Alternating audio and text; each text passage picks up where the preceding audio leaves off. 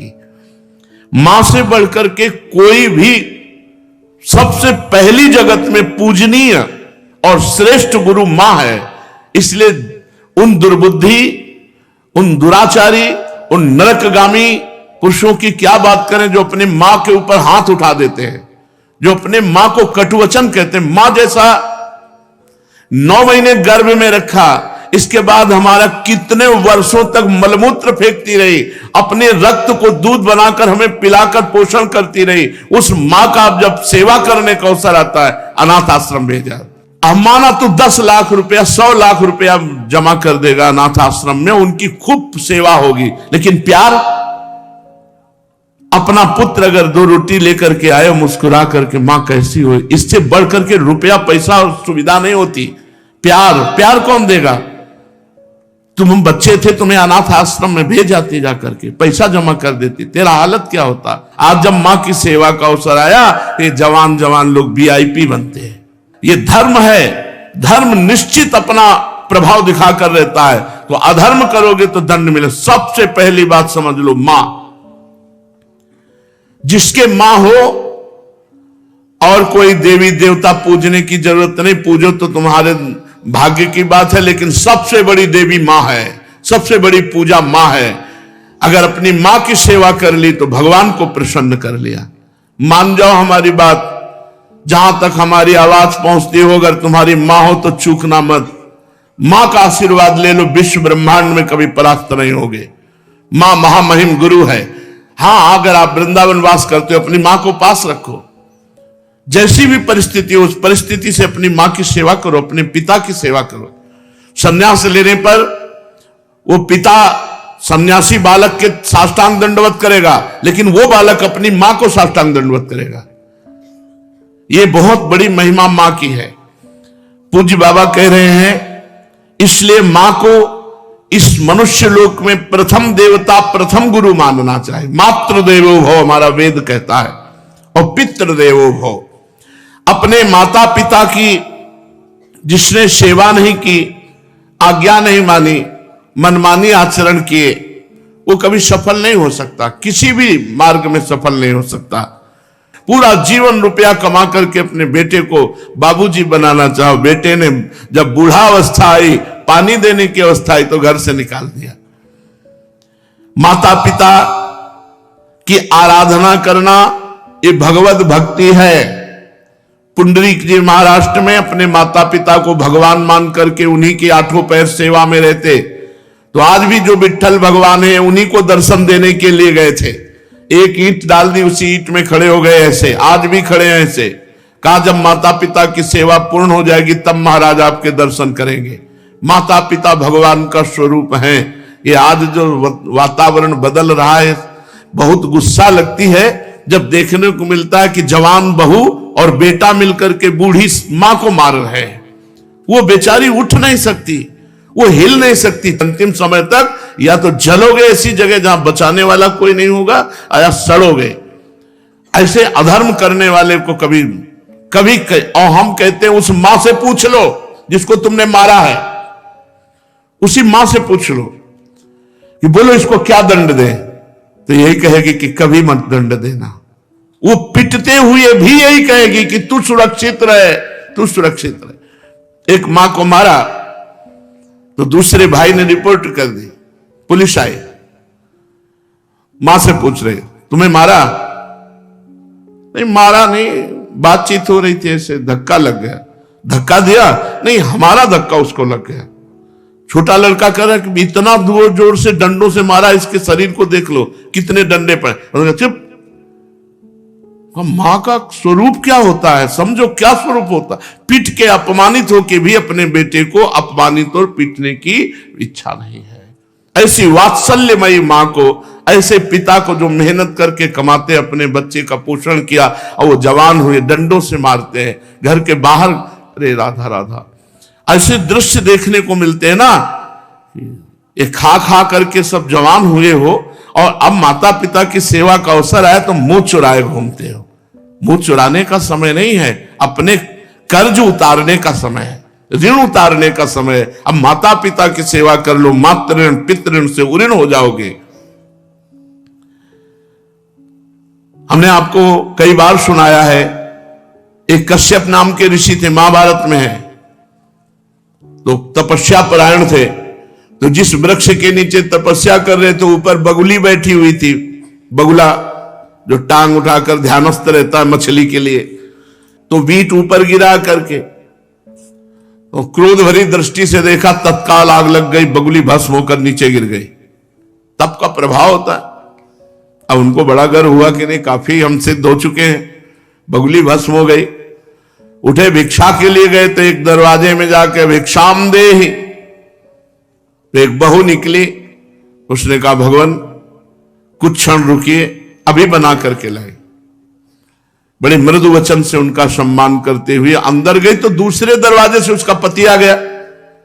जब भी पति आए, पति की आराधना, उनको जल पिलाया, आसन पे बैठाला। फिर इतने में कुछ समय लगा और कहा, भगवान आपके घर के दरवाजे अतिथि देव विराजमान है, आज्ञा हो तो भोजन।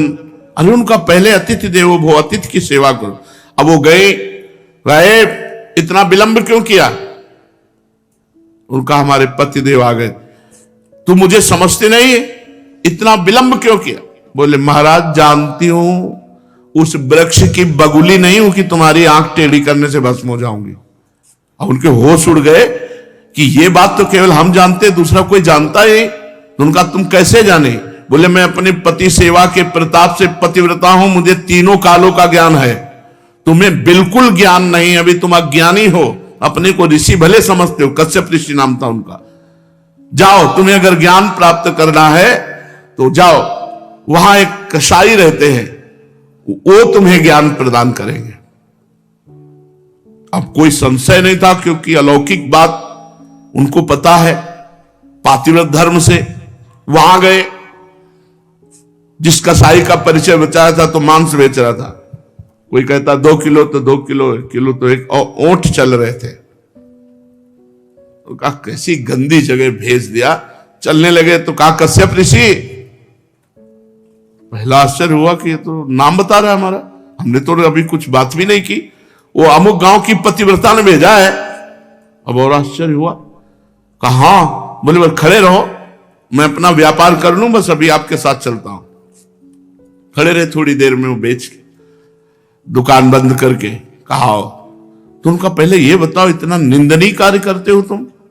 तो उनका, मेरा जन्म हुआ है इसी कुल में, मैं हिंसा नहीं करता, मैं मांस लाता हूं और बेचता हूं और अपने परिवार का पोषण करता हूं, क्योंकि मैं ऐसे कुल में जन्मा हूं। तो उनका, तुमको ये कैसे पता चल गया मेरा कश्यप नाम है? बोले, आपका नहीं, आपके बाप का, आपके पुरखों तक का हमको पता है। और ये कैसे पता चला कि वो बहू ने आपको कहा है ऐसा? बोले, मुझे तीनों काल का ज्ञान है, भूत भविष्य वर्तमान। बोले, इतना निंदनीय कार्य करते हो और तीनों काल का? बोले, हर समय नाम जप करता रहता हूं और अपने कुल के अनुसार व्यापार करता हूं, और मेरी प्रधान पूजा, चलो घर देखो। जब घर में गए तो श्वेत पलंग पर बूढ़े माता पिता सजाए देवता की तरह बैठे थे। जाके साष्टांग दंडवत की और कहा, मां आपके घर में अतिथि आए हैं, उनका अतिथि से मिलो और सेवा करो। उनका, ये हमारे भगवान है, 8 पहर इनकी पूजा करता हूं, अपने माता पिता की, और अपने कुल के अनुसार आचरण करता हूं और निरंतर नाम जप करता हूं। उसके प्रताप से मुझे तीनों काल का ज्ञान है, भूत भविष्य वर्तमान। तुम अपने माता पिता को छोड़ करके तपस्या के लिए निकले हो, और वो भी अंधे हैं तुम्हारे माता पिता, जो स्वयं पानी नहीं ले सकते। तुम्हें कभी न परम पद मिलेगा, न स्वर्ग मिलेगा, नरक मिलेगा तुम्हें। उसी समय वापस हो गए, और जब माता पिता का शरीर पूरा हुआ तब पुनः तपस्या में लगे। माता पिता भगवान का स्वरूप है। स्वयं प्रात काल उठी कै रघुनाथा, मातु पिता गुरु ना वही माथा। अपने माता, अपने पिता, अपने गुरुदेव के चरणों में स्वयं राम जी महाराज मस्तक रखते थे। प्रात काल उठ करके सबसे पहले अपने माता पिता की जो आज्ञा का उल्लंघन करते हैं, उन्हें कभी सद्गति प्राप्त नहीं होती। अब ध्यान से सुनो, यदि माता पिता भगवान का नाम जब भगवान की भक्ति का विरोध करने वाले हो तो उनकी नहीं बात माननी चाहिए। यदि माता पिता भगवान की भक्ति का विरोध करने वाले हो तो नहीं माननी चाहिए। यदि माता पिता गंदी आज्ञा करे तो नहीं देना चाहिए। रोटी दाल खाओ, नहीं चाहे उपवास करके मर जाओ, तुम्हें मुर्गा और बकरी नहीं देंगे आके, तुम्हें शराब नहीं पिलाएंगे आके। एक तरफ भक्ति का वर्णन किया, अब ये वर्णन किया उनके दुष्परिणाम। और अगर माता पिता गलत आज्ञा करते हैं तो नहीं, पानी पी के रहो, ऐसे रहो, शराब तुम्हें नहीं देंगे, मांस तुम्हें नहीं देंगे। क्यों गलत आदत बनाई? जो धर्म विरुद्ध है वो हम तुम्हें लाके नहीं दे सकते। यदि माता पिता भक्ति विरोधी हो तो उनकी बात नहीं माननी चाहिए। सेवा करने की बात नहीं कह रहे, सेवा करो, बात मत मानो। यदि भक्ति विरोधी है तो बात मत मानो। यदि वो भक्ति विरोधी आदेश करते हैं, मांस भक्षण, मदिरा पान या कोई गलत आचरण का, बिल्कुल आदेश मत मानो, बिल्कुल अमंगल नहीं होगा। तजो पिता प्रहलाद विभीषण बंधु भरत महतारी, गुरु बल तजो कंत ब्रज बनितन भेमुद मंगलकारी, जाके प्रिय न राम अभय देही, तजिए ताहि कोटि बैरीशम यद्यपि परम स्नेही। दूसरे का धन चोरी से, बेईमानी से, घूस से, छल कपट से कभी नहीं लेना चाहिए। नहीं, वो तुम्हारे परिवार की बुद्धि भ्रष्ट करके नष्ट कर देगा।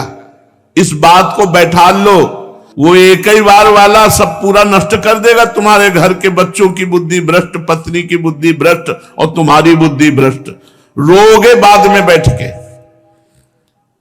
कितने ऐसे उदाहरण हैं। एक बहुत बड़े ऑफिसर पद में थे, फार्म हाउस और क्या क्या, अकेला लड़का, नक्शा था, कई गाड़ियां सब। अब लड़का धीरे धीरे डिप्रेशन में पहुंचा, अपने हाथ से अपना गला उड़ा दिया। अब बैठे पूरी जिंदगी भर रो, क्योंकि अब बुढ़ापा हो गया है, तो अब ये तो हो नहीं सकती कि संतान उत्पन्न हो जाए। अब केवल सोचो कि तुमने क्या क्या किया। अब जीवन भर वही फार्म हाउस और महल और गाड़ियां देख देख के रो कि इनका अधिकारी कोई नहीं है।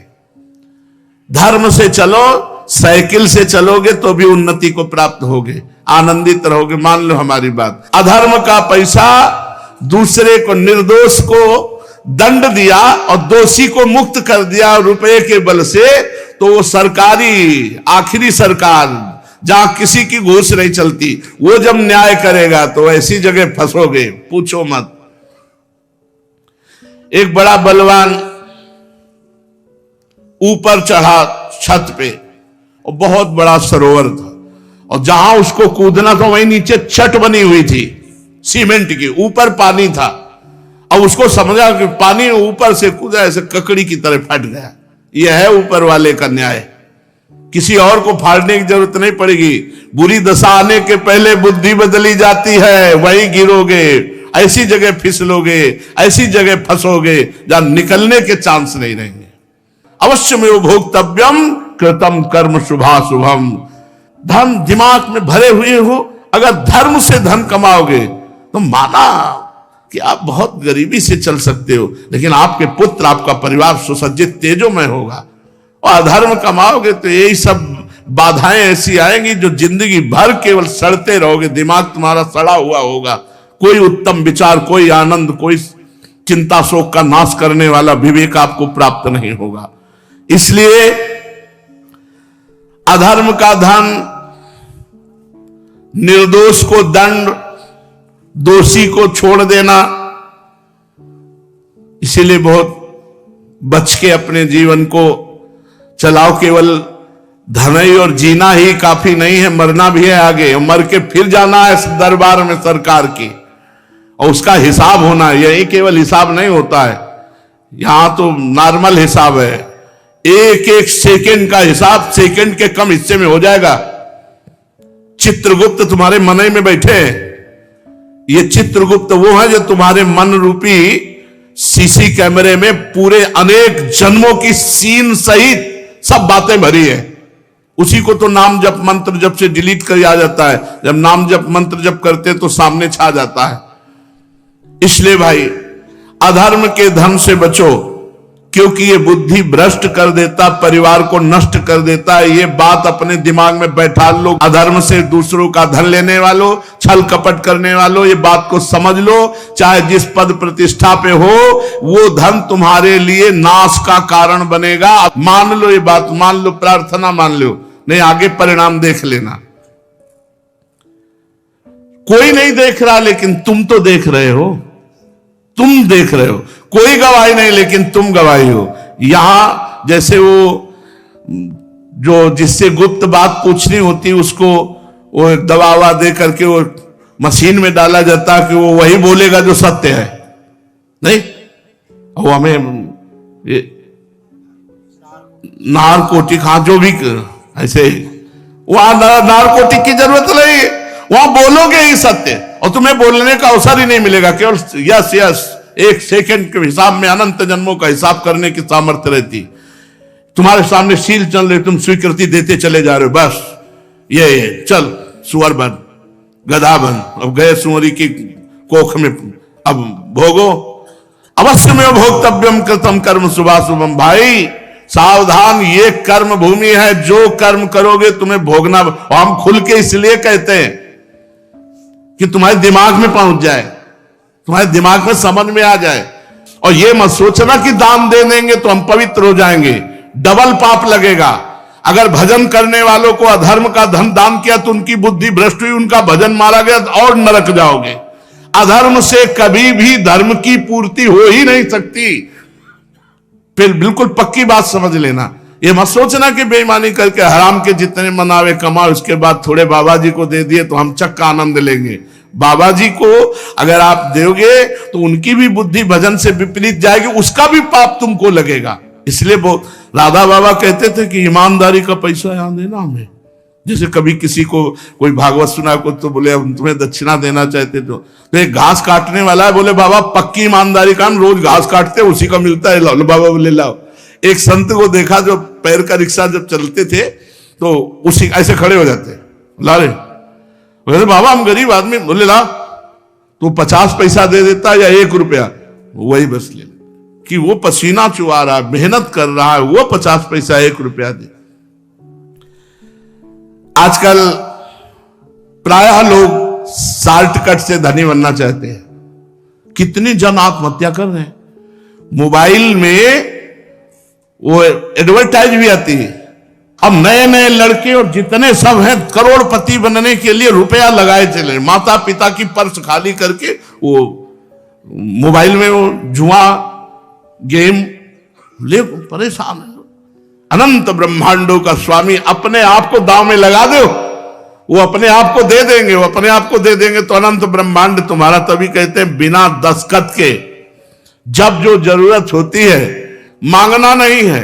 किसी भी तरह का आप सत्संग सब सुन रहे हैं, किसी भी तरह का यहां कोई फ्रॉड आपको नजर आता हो कि ऐसे तो कहते हैं कि मैं लेता नहीं हूं, पीछे बैग में ले जाते हैं, लेता कोई खड़ा होकर बता दे, आप दे दोगे हाथ उठा करके। ऐसे किए तो भिक्षुक हैं, बाबा जी हैं। ये बिजली का बिल हमारे घर में बिजली नहीं पैदा होती, इसकी भी फीस लगती है।